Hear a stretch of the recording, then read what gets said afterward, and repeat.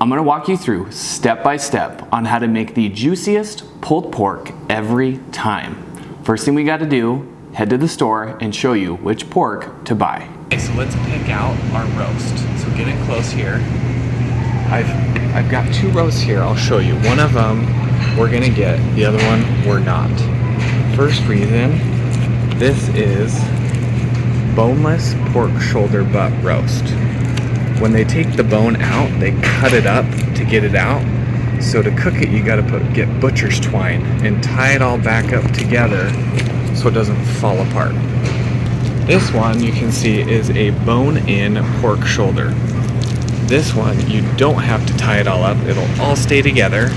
And then at the end, when it's all soft, you can pull the bone out.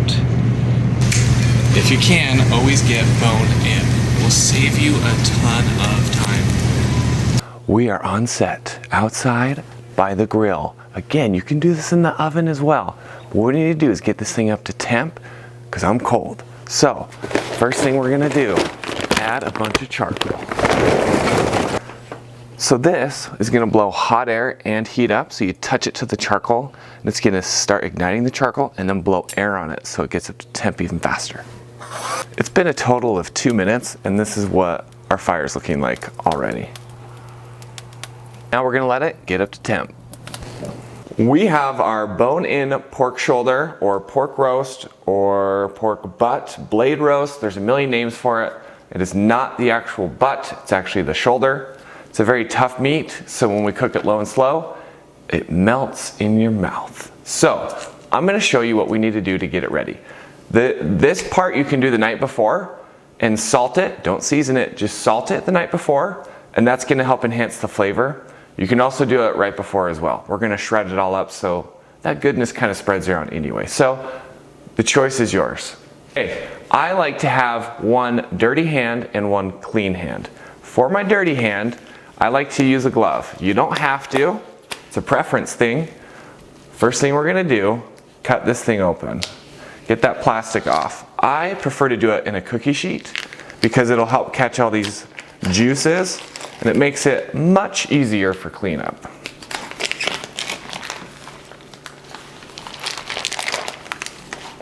Next, what we're gonna wanna do is go through and trim off some of this extra fat. You don't have to get all of it. Usually there's a side with a good amount of it. If you leave this fat on and you season it, if you don't love a big glob of fat, you're just gonna lose all that bark and seasoning because you're not gonna end up eating it. So I like to trim it off so that we have this whole surface area of delicious bark. So go ahead, and these are usually kind of weird. It's got like a layer of, here, get in close here. It's got this layer of muscle and then fat. And so you're gonna wanna go down until you've got all that fat. So you can see here, there's still some fat there. And we're just gonna pull our knife along while we pull it up.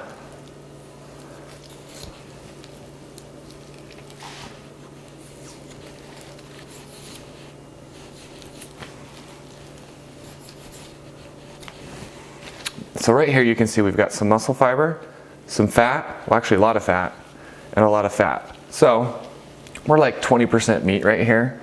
So let's just get rid of that. Now it's ready for a nice coating of salt. Kosher salt is best, or coarse salt. That's gonna help the salt penetrate into the meat further. Just like when you put rock salt on your ice in your driveway, that coarse salt is gonna penetrate through the ice and help melt it. This is gonna help penetrate through the meat and flavor it. And word of caution, if you oversalt it, it's really hard to fix it. If you undersalt it, in the end when you pull it all apart, you can taste it, add a bit more salt. That being said, this is a huge hunk of meat. I'm guessing it's about 7 or 8 pounds. So you can use some salt. I like to add a bit of Lowry's seasoning.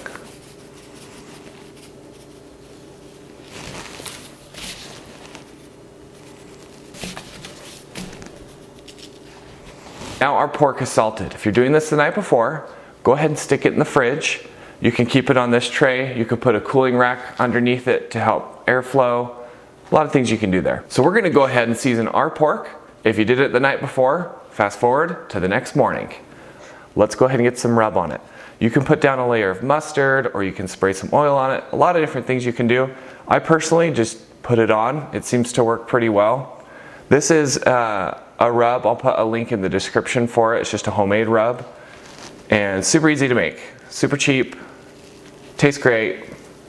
So let's get a good amount of seasoning on there. Get all the sides.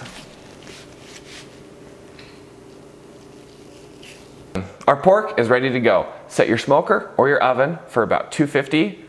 Let's throw it on. I like to scrape some of the coals away so we got some nice airflow. That's a great spot to add our wood chunks. Here's our pork, getting it on. We're setting at about 250 and we're gonna let it go for a while. Once your pork's gone for a bit and has started to get some dryness to it, like that, I like to go on with some water, half vinegar, and spritz it because cold water will help smoke adhere to it. And vinegar has a higher evaporation point, so it'll stay wet a little bit longer. You can do this as much as you want throughout, depending on how much smokiness you want. Okay, we're checking out the pork. You can see there's bark starting to form. But what we're gonna do real quick is the fingernail test. We're gonna scratch the bark. You can see that there's seasoning, or the rub, on my fingernail. So this bark is not ready. There's other parts, like right here, I can do the fingernail test and it's fine. But we want most of the pork to have a good bark set. And this bark is not set yet.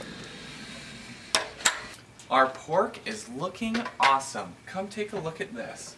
The bark is nice and crusty, not coming off. Just see a little oil there? But the rub, some spots it came off right there. But for the most part, you can see we've got a nice mahogany color. That is the bark we are looking for. So this thing is ready to wrap. What I like to do, I have Pyrex, a Pyrex pan right here, and I've added water and barbecue sauce in the bottom.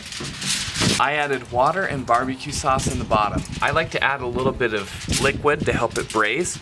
And the reason I put it in the Pyrex, that helps catch all the drippings, which we will use. If you just foiled it, what's happened to me is the drippings, we kind of lose them all. But I'll show you at the end, the drippings are worth keeping. So, get some kind of liquid in here, pork in. Now we wrap it up, tuck it in for a nap.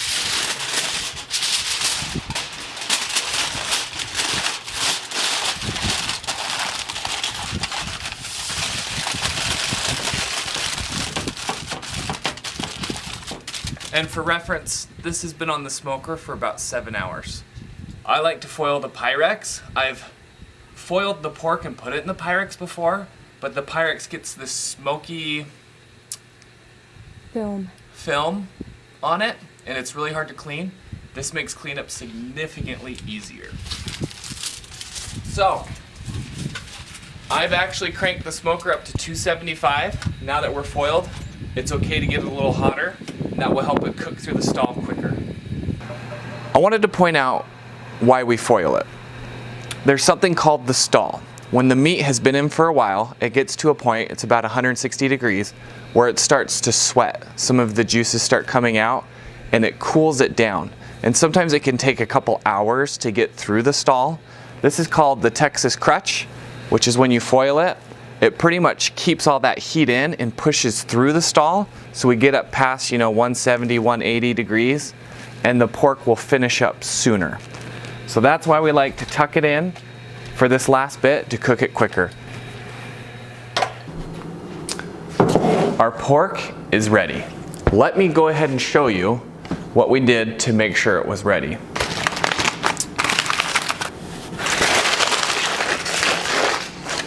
To make sure it's ready, grab a toothpick or a thermometer and just poke it. And it should go in like butter. Butter. That is done. I can't wait another second. We've got to pull this pork apart and eat it. So here's what I do. It's hot. You don't want to burn your hands. I have some rubber gloves. I don't know if they're latex, whatever, but they're a little more insulated. So I throw those on.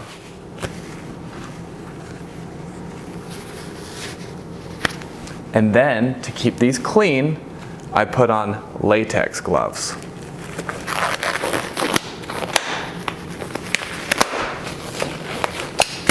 Now our hands will stay clean and not get scalding hot. So, first thing we're gonna do, pull that bone out. Came right out, boom.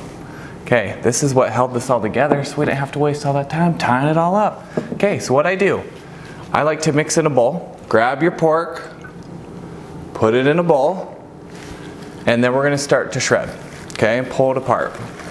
That's where these gloves come in handy. There's like those claws that you can use, and if you like those, that's great. I prefer this because I could just get in and mix super easy. Now, if you're doing this at home and you're following along as you should, go ahead, grab a little bit and try a bite. Okay?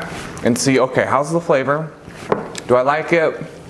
Is this what I want? This stuff is just falling apart. It is juicy. So here's what I like to do. All this great drippings right here, this is from the pork. It has all that flavor, and the thing is, it's more of like an oil or a fat. So if we leave this pork as is, it's gonna dry super fast because a lot of this is water and it's going to evaporate. So I like to pour in, let's do a little bit at a time, pour in some of those drippings, one for flavor, and two, it helps coat the meat and prevent it from drying out super fast. Because as you know, if you've cooked pulled pork before, once you shred it, it just starts drying. So if you shred it, put a lid on it, put something on it, so it's not just sitting there drying out. And now that we've mixed it, try another bite to see how you like the flavor. I can tell I'm gonna wanna add the rest of this whole thing.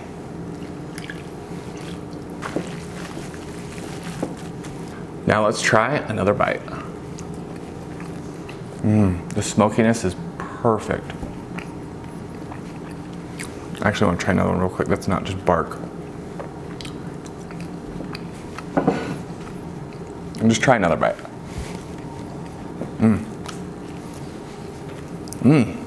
Oh my goodness. So as I'm dialing in my pork, mine I feel like is just right, so I don't want to mess it up.